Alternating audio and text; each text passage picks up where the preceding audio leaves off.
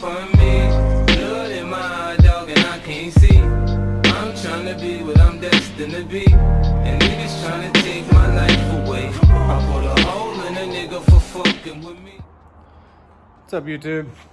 It's been a couple weeks since I've done a video. Spending the day doing some shop cleaning, so I figured I'd do a little shop update, show you guys what cars we got going on right now and what I'm doing to them. One thing I can mention that I'm not going to be able to show you is Jessica's convertible is gone. This year, with park being closed until further notice and the kids getting older, playing sports, doing camping trips and stuff like that, we just haven't been drifting a ton lately.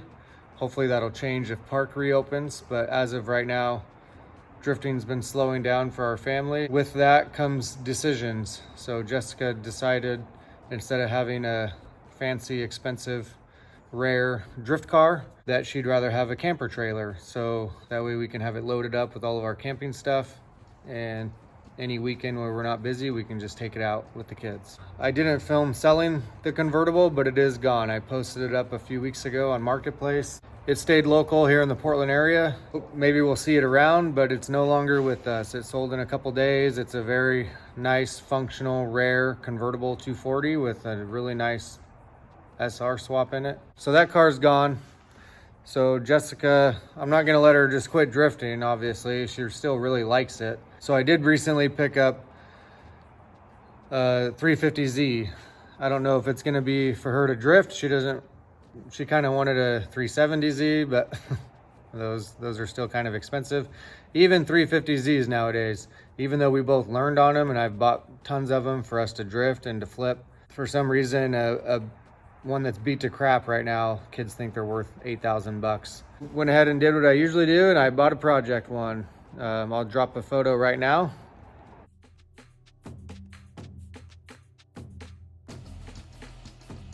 So that's what it looked like when I picked it up.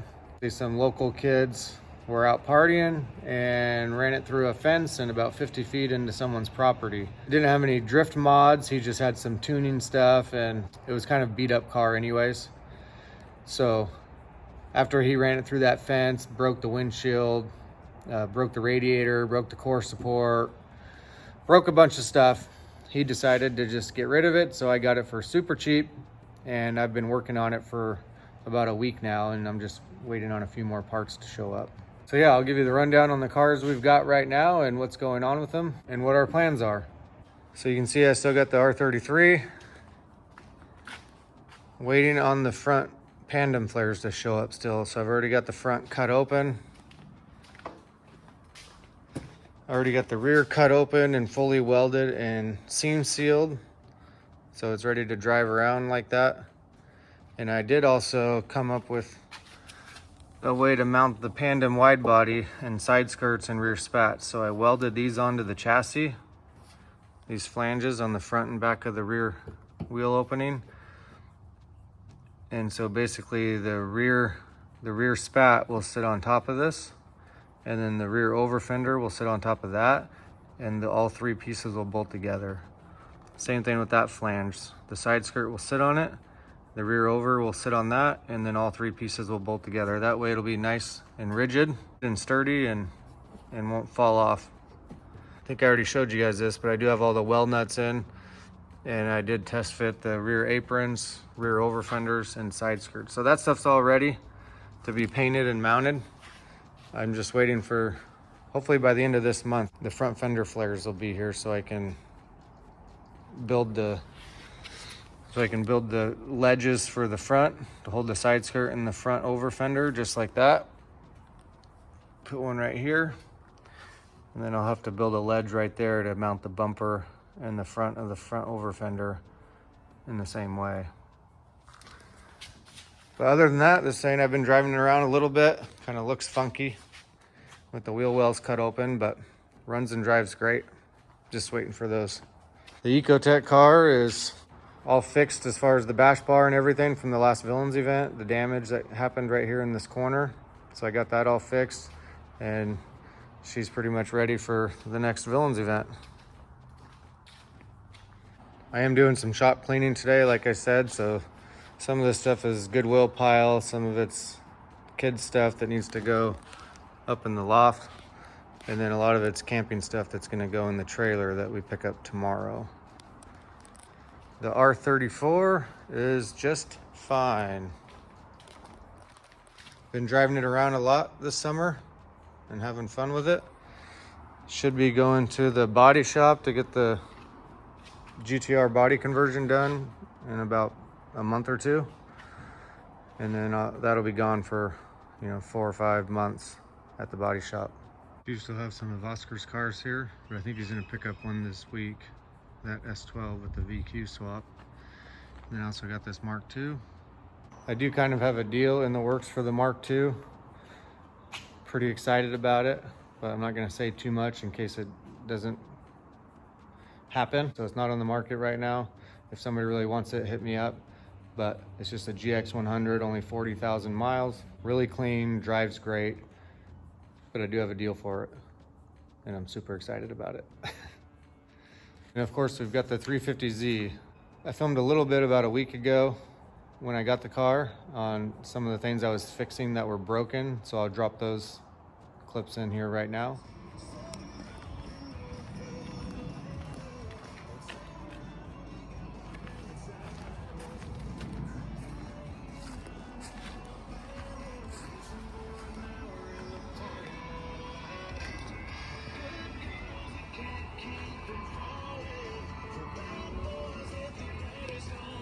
So I did take that video after I unloaded it, cleaned the inside a little bit, but here's what it looks like now. Looks much better since I took the wrap off. They put it through a fence and went about 50 feet into someone's property. So windshield got busted. Got a pretty good sized dent. Well, it's not too bad, but got a pretty good dent right there on the roof. Obviously the windshield needs to be replaced. This trim got broke. The worst damage is up front. His front bumper got destroyed. The bumper beam is fine, and the frame rails and the headlights, all that's fine. Going off-roading did take out the radiator support, power steering cooler, AC condenser. The radiator's, the bottom's bent, so it's leaking, it's broken. The fan and shroud got pushed into the motor, so that's all broken. I'm assuming he was wrapping it because it had some body work right here. So when I took the wrap off, I saw some body work.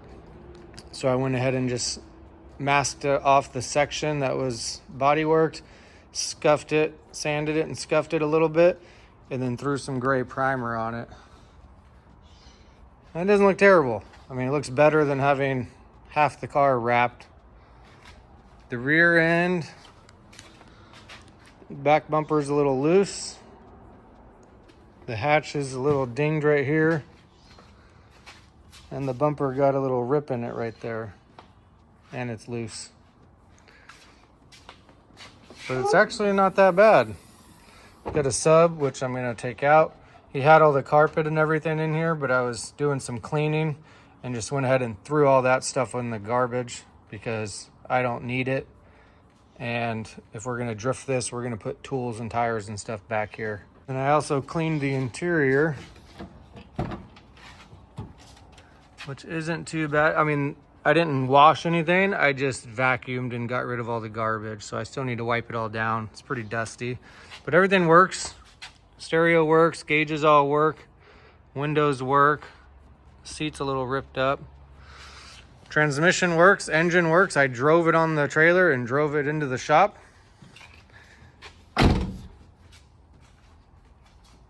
So not terrible, not terrible. I got it for cheap. I do have a glass guy that does all my Skyline glass. So he's gonna stop by someday this week when he has time to replace the windshield. And I do already have all the front end parts on order, so they should be here by the end of the week. So today I am going to start taking all this off and seeing if there's any other little things that I need to order. I'm assuming not, but I'd like to take it apart now and see, so that way if I need to order something, it's all here by the end of the week so I can put it all back together hopefully this weekend. I also took off the atrocious wheels and tires that were on it. I don't mind T37 reps. I don't have too much pride to run rep wheels, but these ones had the stripe on them to look actually like T37s, and all 4 of them had scratches around the outside from going off-road. So they just looked bad. They still hold air. They're still in good shape. Somebody could powder coat them or repaint them, but I don't want them. I'm probably just gonna order some GMRs and those will go on here. Time to take it apart.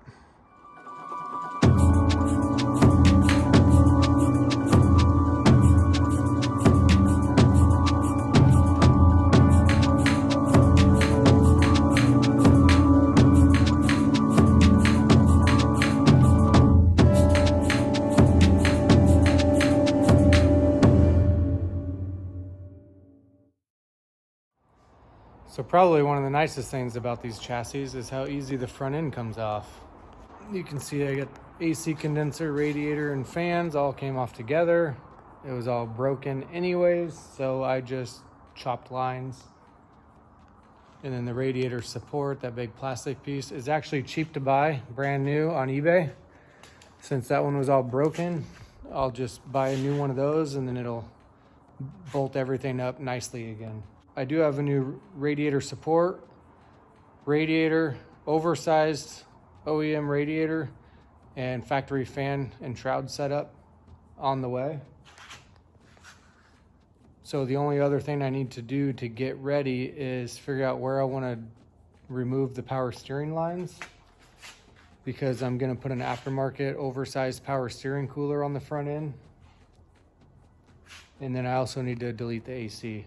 The condenser being gone in the front end will give you lots more airflow to the radiator, and it'll be one less thing to worry about, and the engine bay won't be quite as crowded. So parts are showing up finally. Windshield is getting replaced tomorrow morning, but today new radiator support showed up. So this is available on eBay for about 160 bucks. It's been a few days. I'm getting back on the Z because parts are showing up. I did get the core support on. Let me show you that. All brand new. Got the headlights back on. And I did get the windshield replaced. It's pretty close to being a running and driving car again. Just got to put all this stuff on now. So here's the rest of the parts I'm going to put on today. Got a new radiator, new OEM fan shroud assembly, got a new oil cooler kit for a 350Z, and a universal power steering cooler. This is the power steering cooler I put on all of our drift cars, so I should be able to just mount it on the core support, you know, put the oil cooler on this side probably, wherever the lines, because those lines are pre-made. So I'll hook that up and just mount it wherever the lines want to put it, and then I'll find room for the power steering cooler probably on this side. And then I've got hose for the power steering lines, new oil filter. I already got plenty of oil on the shelf, and a new serpentine belt. Also, if you can notice, since I took all the AC stuff off, instead of having this funky line that bent around the AC components for this water line that goes to the oil cooler warmer, I just took all that stuff off and cut this hard line and then just put a hose going straight down just to make it simple. I made some progress. It's like 95 out. So I've been jumping in the pool with the kids.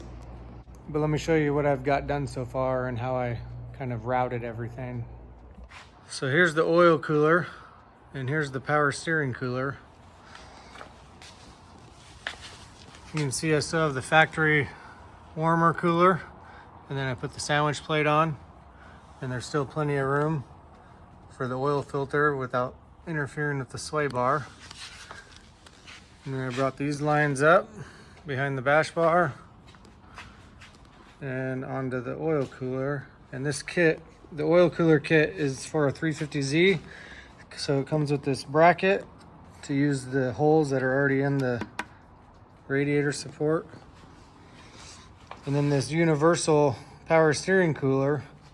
I could have flipped it around and put the hoses on this end to make the lines shorter, but the whole idea is the more fluid in the system, the cooler it is. So I put the barbs on this end, so my hoses would have to go all the way up and back over to hook up to the system. So that's all that extra fluid now, along with the extra fluid for the cooler itself. So you can see these are where the factory lines go through. So I just used that hole in the radiator support. And this is where they hooked up to the system. So I basically just hooked the hoses up to there, came up through that hole, and then down to the cooler. And to give a nice flat surface to mount this to, since I'm not using AC, I went ahead and shaved this. This is for the AC condenser. It sticks out a lot, so this wouldn't sit flat against here. So I went ahead and just cut that, since there's not going to be an AC condenser anymore. That way it was flat from this mounting point all the way to this mounting point. Serpentine belt's pretty straightforward. You just loosen that nut and then unscrew it there, and it'll bring the pulley down, swap the belt, and then adjust it there to get the pulley to put tension on it, and then tighten that nut. Now I just got to put the radiator in and the fans in, and the fans will hook up to these. Once I top off the fluids, the oil, the water, and the power steering fluid, I can start it up. Radiator's in, fans are in, coolers are on. Hoses will hold it in place for a few days if I want to drive it around to make sure everything else is good. But I do have to put those bushings in. And like most used cars, when you get them, you got shitty battery terminals. So I'm gonna put these on. Make sure whenever you do this, you can see underneath there, it's painted. So always make sure you take this piece off and you grind the top of the paint off of that so it makes a good connection when you put them on. We'll use YouTube magic for those. Time to see if she starts and runs, and let her drink some power steering fluid.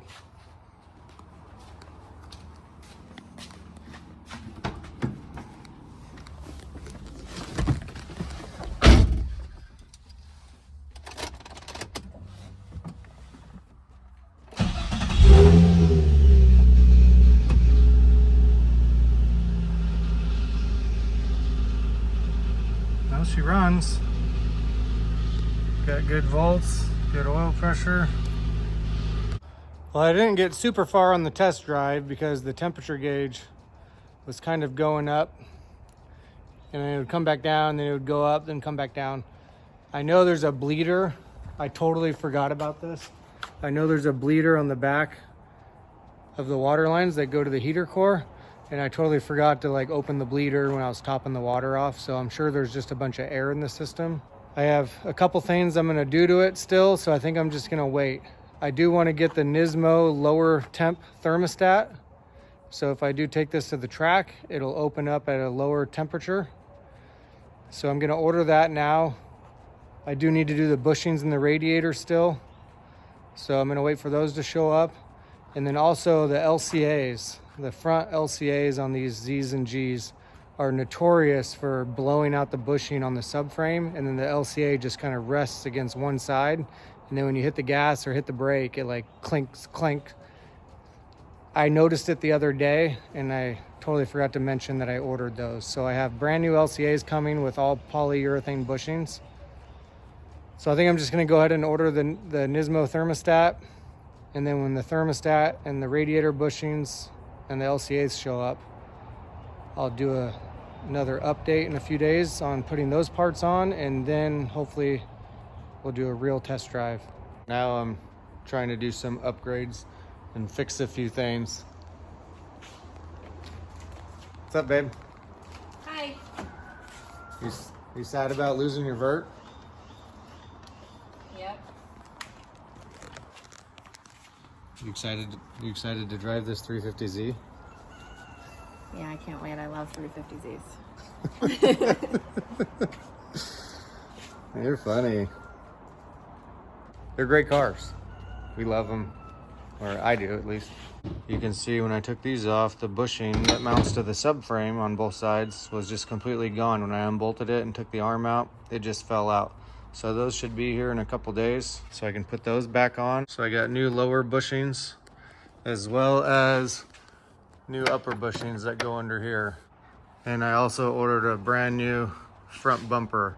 I'll probably just, it'll come primed black. I'll probably just sand it down and paint it primer gray, just because this car's beat up just enough to where that'll look a lot better than having no bumper, but it's not really gonna need to be professionally painted or anything. Do also still have Kai's car in the paint booth that hasn't been touched.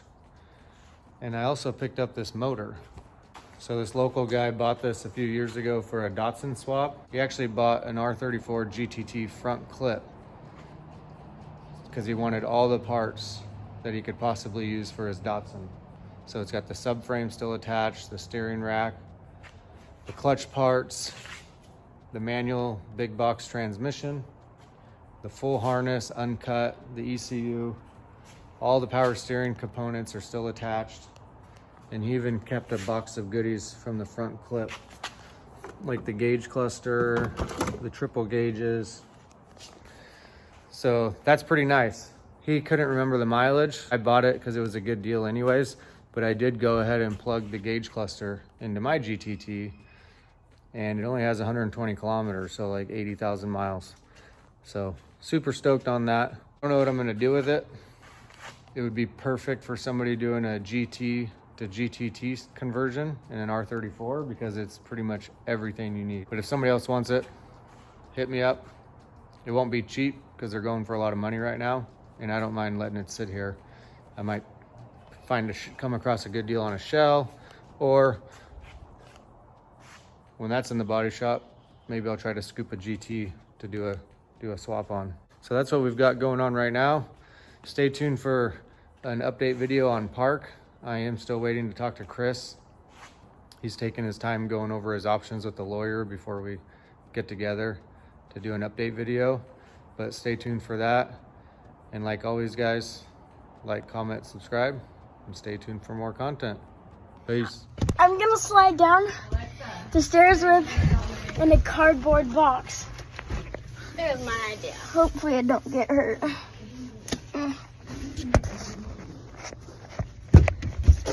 Let's go.